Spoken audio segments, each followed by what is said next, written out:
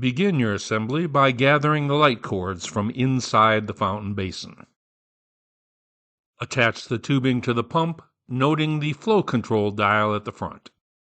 You should also remove the twist tie, untangle, and straighten these light cords. Place the light cords back inside the basin to create what's known as a drip loop.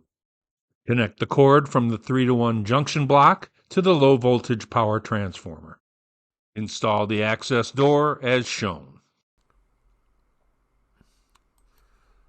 A little bit of Vaseline used underneath the spill points will continue to direct that flow perfectly so that your fountain runs as intended.